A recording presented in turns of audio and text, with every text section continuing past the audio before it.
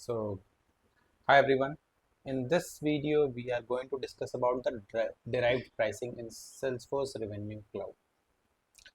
Okay. In the previous video, we discussed about the pricing procedure, means how to create pricing procedure, and we did some manual and volume discount. But in this video, we are going to discuss about the derived pricing, how to create the derived pricing and how we can go with the derived pricings. So, first, let's understand that what is a derived pricing. Okay, so as you know that derived means that getting value from another source, simple thing. So derived pricing is that the pricing which is dependent on some other product. For an example, let's suppose that we have a laptop. Okay, and laptop has an extended warranty. For an example, if you are purchasing a MacBook, then MacBook has extended warranty, and that extended warranty is generally the 10% of the item that you are purchasing. So that is part of a, that is a kind of a example of a derived pricing. Okay, where the product prices is dependent on the some other product. Okay, and based on the some formula we will calculate that pricing of that particular product, and then it will get applied to the code generation. Okay, so same thing, just like that, laptop is a extended warranty is a 10% of the laptop, meaning that if 80,000 is the price of the laptop, then 8,000 will we get, will be the 8,000 will be the, yeah, 8,000 will be the extended warranty price. Okay, same thing you can apply anywhere, just like that, or anything, 5% of the total amount. Okay, anything. But yeah, the conclusion of the story is that the it will calculates the value, means derived pricing automatically calculates the price of the product. Okay, derived pricing automatically calculates the price of the product based on the another product, asset, or overall transaction of the code. Okay, so that is the derived pricing. Let's see that how we can do, how we can apply the derived pricing. So for that, what I will do, we have earlier we have created, we did created the laptop bundle. Now I'm going to create its extended warranty, and then let's see that how the derived pricing will work. Okay, so let's do go with that. Let's create a product. Okay, so for the derived pricing, let's first create a product.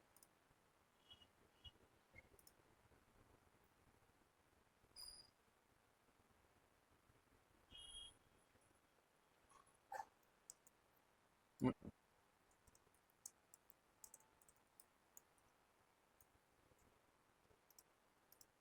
warranty. Okay, active.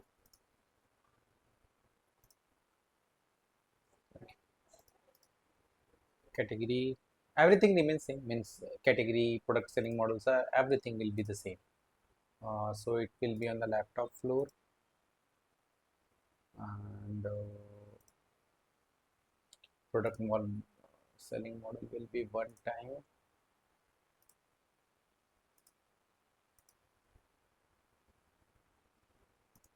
Okay, now let's go to pricing, standard price. And here what I will do, I will check this is derived equals to true. Okay, and then list price will be 0, because its price will be calculated at the runtime, and product selling model will be one time. Say, okay, so our product is ready. Okay, our product is ready.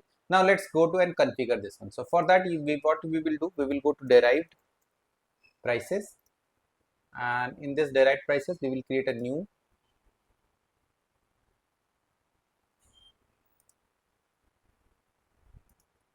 let me reload, why it's not opening.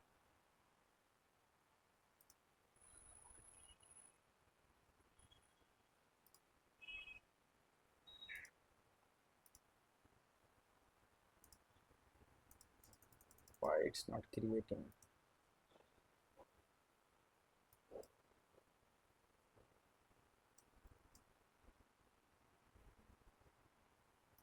Everything is loading, then why it's not creating. Let's again go derived new, yeah, now it's transactional pricing source will be the, I don't know, just make it default. Price book will be standard price book, derived product, it's extended warranty. Okay, formula will be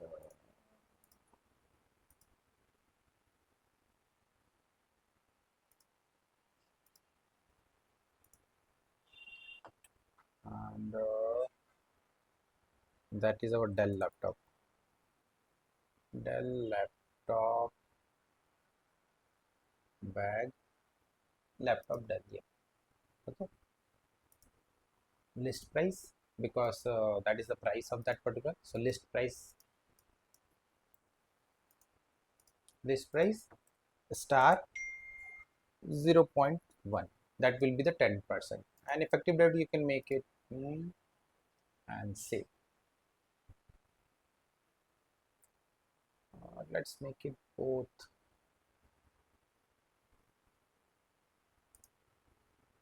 Okay. Now this has got created. Our derived pricing rule is got created. Now let's utilize this in our pricing procedure.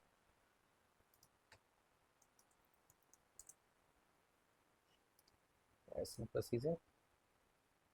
We had created my pricing procedures.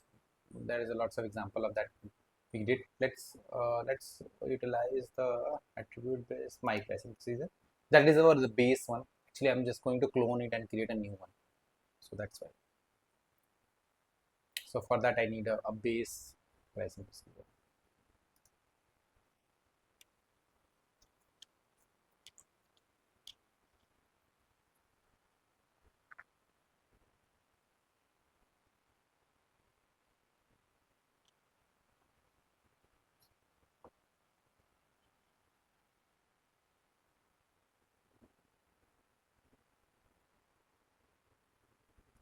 Okay, that is some previous one. So what I will going to do that I will clone it.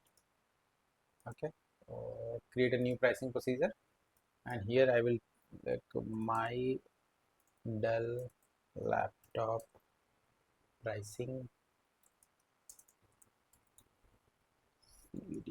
procedure. Okay, rank will be 1 and save.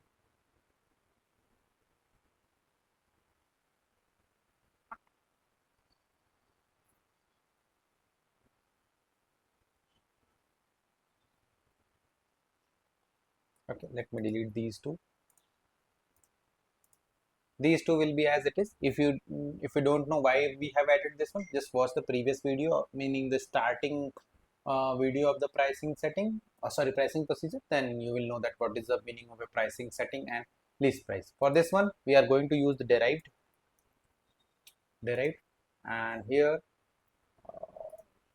we have to fill this form, and then output. These two we need to fill up.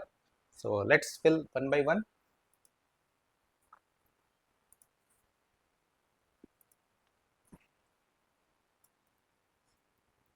Line item quantity,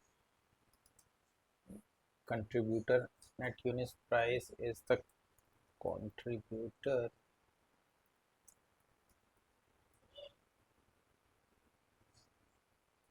Let me check my previously created contributor unit price. Unit price.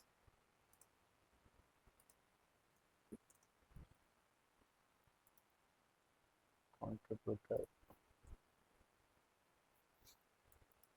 Total price. Source, scope, contributor. Contributor, source.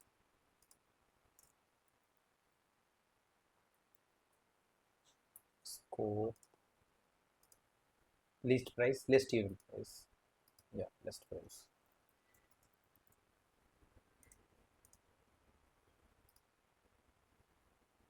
Non-transactional price is contributor list price. Till now you understand that what is this contributor means. I think you guys understand this means, what this contributor means. Right now this contributor is actually the laptop. Laptop is our contributor. Okay, derived formula that we created. I think we need to copy derived formula. that contributor derived formula, contributor product, and total amount. So contributor derived contributor formula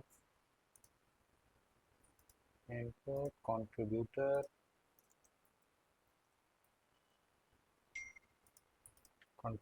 product,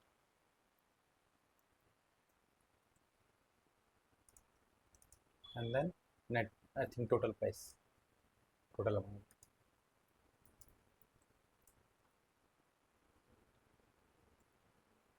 Okay, total amount.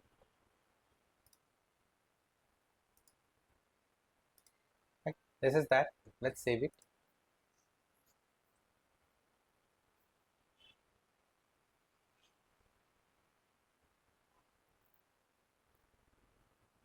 What is the map that is derived variable to a value of pricing?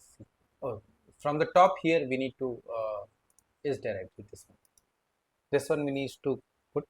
So is derived. Item is derived. I think. Let me check. Derived pricing attribute. Okay.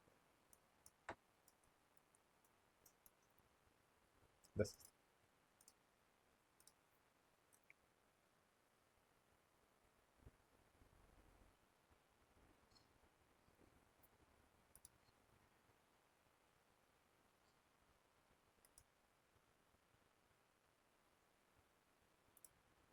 Okay. This is that. Now let me check. Yeah. Price book entries. Okay. And then we have a derived pricing. Price book entry, we need to refresh this one, and we, since we created product, so we have to do two things. So let's do one by one. Let's first check the lookup table.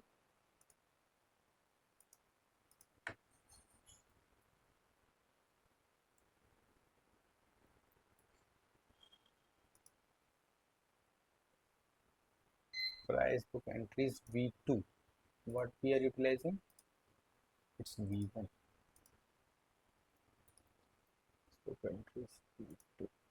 Ah,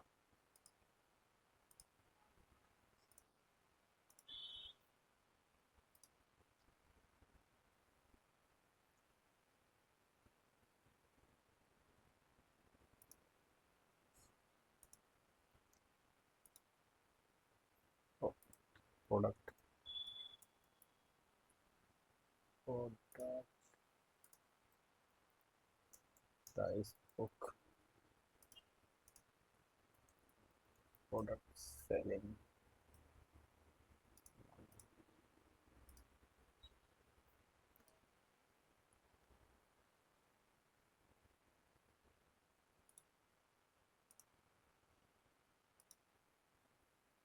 Let me refresh. Yeah, our product is added over here. This is the 0 1. And let's go with the revenue setting to sync the price.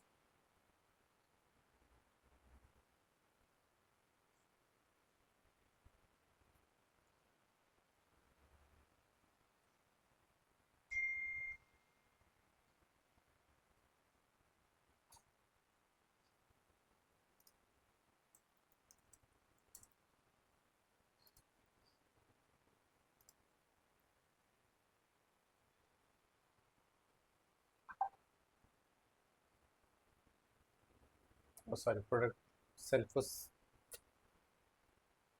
Salesforce pricing setup. Sync the price. Then we go to the revenue setting and change the pricing procedure, default pricing procedure to this one. So let's first activate this one. It's got activated. Let's go to the pricing. This is synced now. Let's go to revenue setting. And there will be a default here. Set up pricing procedure. My Dell laptop pricing procedure. Okay. This is it. Now let's go to the code and create a new product.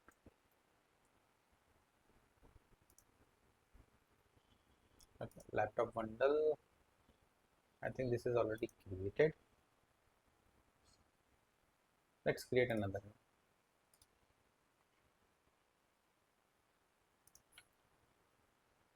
laptop.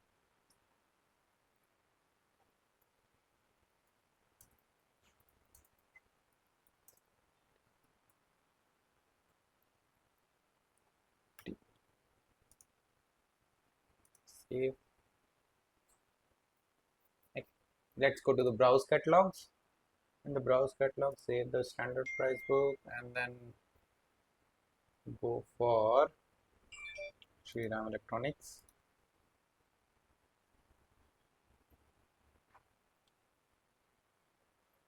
And in this one, we will select our product called laptop.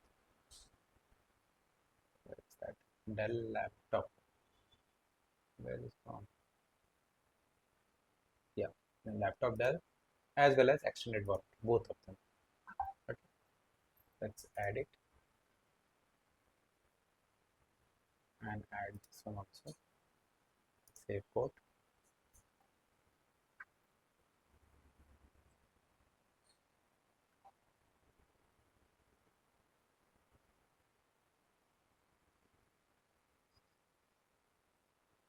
Okay, so you see that this one, the pricing of the laptop will be 75,000. Okay, and the price of the extended warranty it's 7,500. This is the 10% of the 10% of the purchased value. Means if the laptop amount is 75,000, so its value become 7,500. Okay, so this is how it will work. Now let me tell you one more thing here. The important thing is that means while working with the this pricing, we did work on the pricing procedure. We also did completed the derived pricing via the pricing procedure. This we did that, but there is a one more thing that we need to consider called uh, uh, what is that name? I forget. Classification. Classification. No, no, no. Let me go for the product.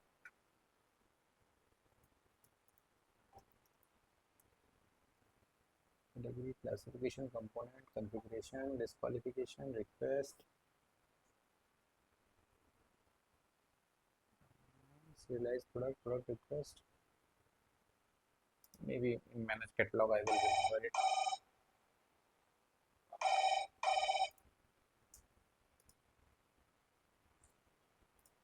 So, yeah, discovery procedure. So in the discovery procedure, you will see there is a default discovery procedure, and in the default discovery procedure, you see this rev cell transaction context. So that will be the same in the pricing procedure as yeah. So that will match. So that's also another thing that you should know, that only configuring that will not work. Means we need to also configure this discovery procedure too. Okay, so that is that. Uh, we will meet again and learn about that next. In the next video we will definitely discuss about the our proration, meaning how the subscription model work in sales Salesforce Revenue Cloud. That we will discuss in that particular in the next video. So stay tuned. If you haven't subscribed to our channel, please do subscribe, like and share. Thank you.